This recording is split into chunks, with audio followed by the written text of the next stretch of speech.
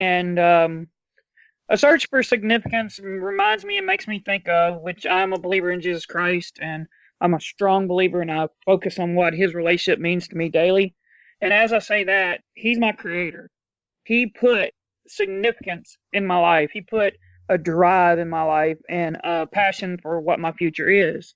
Now, there are so many things out there that I've let and happen and get in the way of part of my drive for significance because I see it daily. And right now, I'm walking through a journey which I challenge men out there to do. It's a journey of a book called Wild at Heart, and the byline or the bottom line, it seems like, is you've got to find your masculine heart. And I'm not going to go into all the or details or anything like that, but God put something within us, if you believe, and strive to find who we are.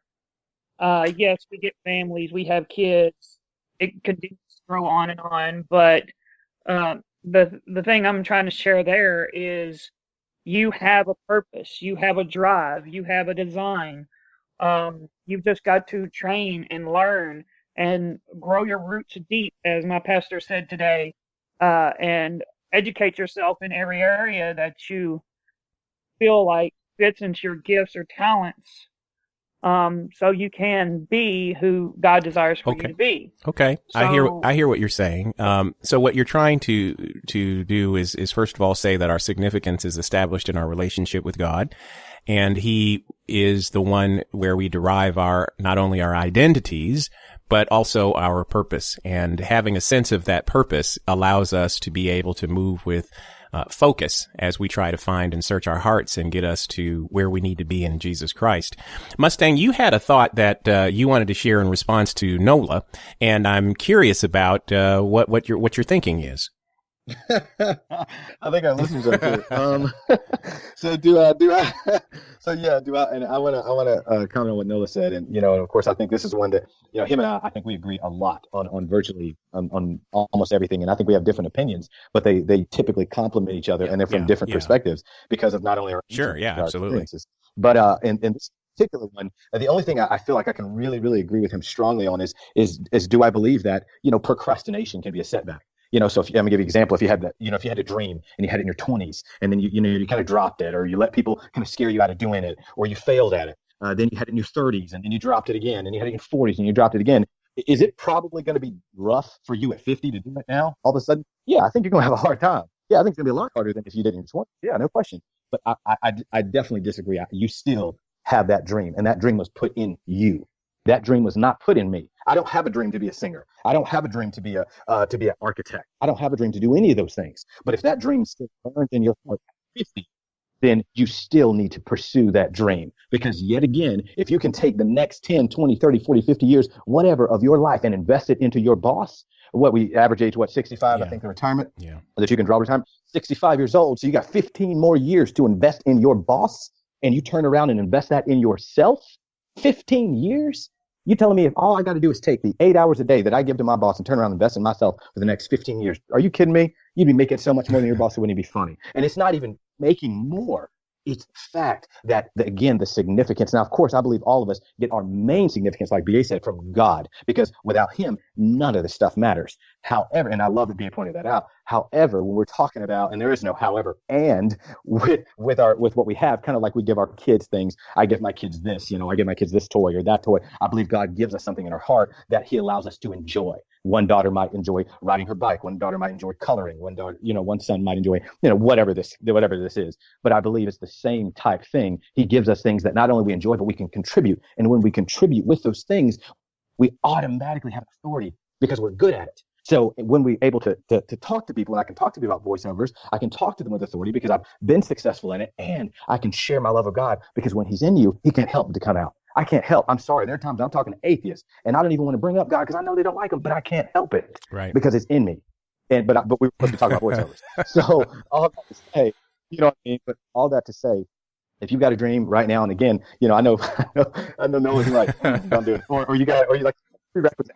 Like you said, have some stuff structured first before you do it. And I mean, I don't think anybody would disagree with that. If I could go back, I would have had my old job push out my I would have had this, what I do now, push out my old job as far as finances. Yes, I would have done that. That would have been a lot better than me just, the way that it happened wasn't the best. I'd like to pose, that's a great point. Yeah. I'd like to pose a question that you just brought up. You talked about how letting your dream sort of fill the space between, sort of to ultimately overtake what you earn in your day job. Let me ask you this. Is it, as guys, do we have to get to a point where you have nothing to lose but to go in the direction of your dream? Does it? I know in my case, I didn't have a choice. I mean, I lost everything. I had $2.60 freaking cents in my bank account, and that was the corporate one. I mean, I lost everything. And I had to start over with absolutely nothing. I didn't have a choice. So literally I built, or had to build, the business that I work in, because I had to find a way to eat. I mean, when it boils down to either you do your dream or you don't eat, sometimes you get to a point where it's like, look, this will not, this can't fail. I have to continue to do this in order to make this a reality, because I won't be able to feed my kids if I can't get this up and running. I won't, in those days when you feel like, I want to sleep in, and you look over at your baby girl's photo and you say, you know what? If I don't get this thing right, she's not going to eat. If I don't get this right, they're not going to have enough clothes on their backs. If I don't get this right, I've got to get to a place where this drives me and I drive it, where the passion and conviction comes. I think that is where you have to sell out on your dream. And I think a lot of times, sometimes, I'm just throwing it out here, maybe we get comfortable, just enough resource that we get comfortable that we don't step out and do it. I've never had the luxury of having more than enough when I am not working for myself. I've never had that luxury. I've never been able to meet all of my needs working in a 9-to-5. I've never had that opportunity, not sufficiently. I've always had to find another way to generate revenue. And that usually meant that I had to step out into my own entrepreneurial experience.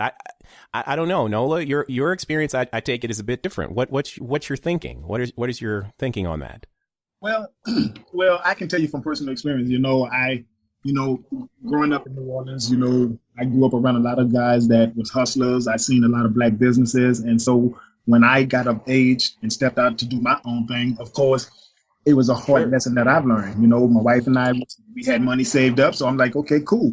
Things that I can teach people now and tell people came from my experience. So my first job, first contract, I'm like, oh, yes. And she was like, okay, so how are we going to do this? I said, well, we got a few dollars saved up. I'm going to go ahead and I'm going to use that. And, at my first bid, nobody taught me how to bid. It was a $40,000 contract. I did the work. However, I didn't know that when you do work for the government, they can take up to 90 days to pay you a check. Boom. Yeah, that's true. Not just that. Boom. Yeah. And insurance companies, when you work in the healthcare field, can take up to 6 months to pay you. I got paid 4 years late. 4 years ago, I did work that I just got paid for. Anyway, I digress. Go ahead.